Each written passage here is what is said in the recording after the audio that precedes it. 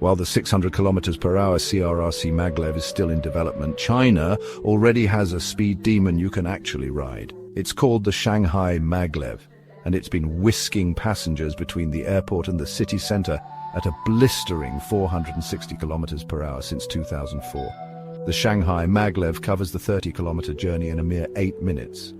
So, if you ever find yourself in Shanghai and fancy a taste of the future, hop on board and